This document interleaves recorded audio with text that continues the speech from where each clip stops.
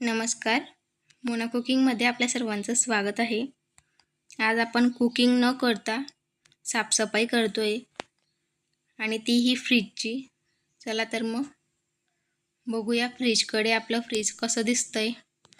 सगळा भाजीपाला इकडे तिकडे कुठेही कसाही ठेवलेला आहे आणि जी वस्तू आली ती तशीच त्याच्यात टाकायची असं झालेलं आहे. जवळजवळ 1 महिना झाला फ्रीजकडे बघितलंच गेलं नाही आहे. खूप खराब झालेलं आहे.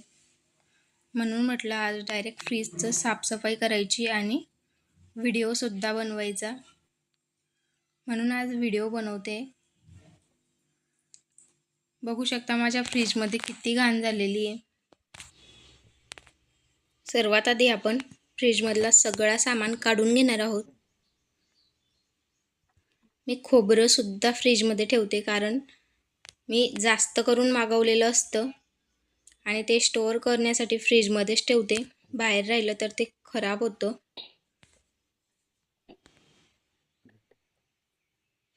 एक एक करून सगळा सामान काढून घ्यायचं आहे आपल्याला. बघू शकता सगळं सामान काढून झालं आहे आणि फ्रीजची हालत बघू शकता. कोपऱ्यांमध्ये कशी घाण बसलेली आहे.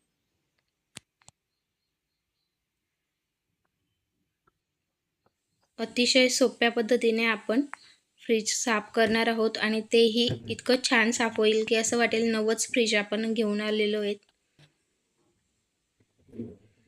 सर्वात आधी आपल्याला फ्रीजचे जे निघणारे भांडे आहेत ते सगळे काढून घ्यायचे. डोअरवरचे सुद्धा सगळे भांडे काढून घ्यायचे. बॉटल वगैरे ठेवायचे सगळे. अंड्याचा ट्रे वगैरे वगैरे सगळे भांडे काढून घ्यायचे आपल्याला साईडला. आणि सर्वात आधी कोरडा कापड घेऊन जी कोरडी घाण आहे ती आपल्याला काढून घ्यायची साईडने.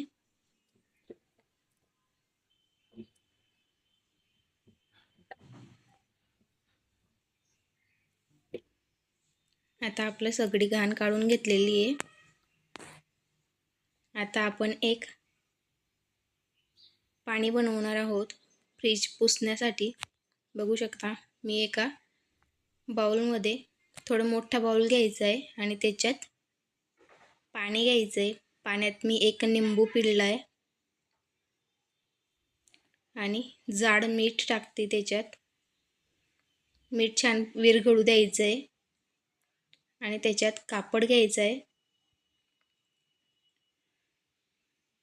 छान कापड ओला करायचा. त्याला हलकासा पिळून घ्यायचा आहे आपल्याला. जास्त ओलाही नको आणि जास्त कोरडाही नको. अशा पद्धतीने पिळून घ्यायचं आहे. बघू शकता मीठही पिघळून गेलेलं आहे विरघळून. अशा पद्धतीने हलका आपण पिळून घेतला आहे कापड. आता हलक्या हाताने पुसायला घ्यायचं आहे. पुसताना फ्रीज बंद करून द्यायचं आहे. फ्रीज चालू असताना पुसायचं नाही कारण आपण ओल्या कापडने फ्रीज पुसतोय म्हणून. काही सांगता येत नाही, शॉक वगैरे लागला तर. ओल्या कापडाने पुसायचं आहे आणि सोबतमध्ये कोरडा कापडसुद्धा ठेवायचं आहे आपल्याला. जसं जसं आपण ओलं पुसत जातो ते कोरडं व्हायच्या आत आपल्याला कोरड्या कापडाने पुसायचं आहे.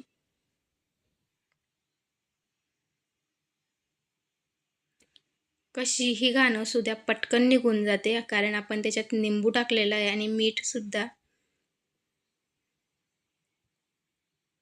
म्हणून पटकन घाण निघून जाते.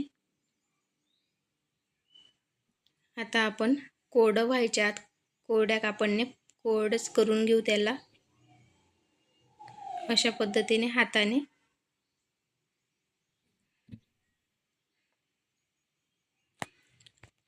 पूर्ण फ्रीज पुसून झाल्यावर असं वाटेल की आपण नवीनच फ्रीज घेऊन आलेलो आहेत.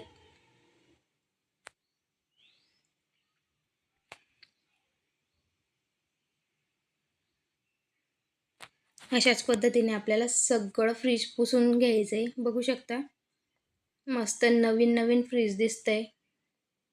सगळे भांडे सुद्धा काढून घेतलेले आहेत मी.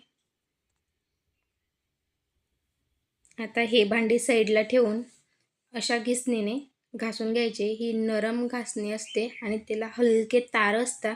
हिच्याने क्रॅश पडत नाही ना काहीच नाही. त्याच घासणीने आपल्याला सगळे भांडे बाहेर घेऊन यायचे आणि घासून घ्यायचे. पुन्हा कोरड्या कापडने पुसून घ्यायचे. त्यांना घासून धुवून पुसून घ्यायचे. थोडेसे उन्हात राहू द्यायचे. सुकल्यानंतर आपल्याला फ्रीजला असे भांडे लावून द्यायचे. बघू शकता, असं वाटतंय नवीनच फ्रीज घेऊन आलेलो आहे आपण. आणि आता फ्रीजचा सेटअप बघा, मस्त नवीनच फ्रीज दिसतंय आपलं. भाजीपाला सुद्धा व्यवस्थित रचून ठेवला आहे. आणि भाजीपाल्याला जर का आपण प्लॅस्टिकच्या पिशवीत किंवा एअरटाईट कंटेनरमध्ये जर का ठेवला ना, तर भाजीपाला टिकतो. नाहीतर भाजीपाला खराब होऊन जातो. त्याला आधी बाजारातून आणला की धुवून निवडून कोरडा करायचा आणि मग पिशवीमध्ये किंवा कंटेनरमध्ये पॅक करायचा. बघू शकता, अशा पद्धतीने मी सगळा सामान लावून दिला आहे व्यवस्थित. लाईक शेअर सबस्क्राईब करा, बेल आयकॉन प्रेस करा. थँक्यू.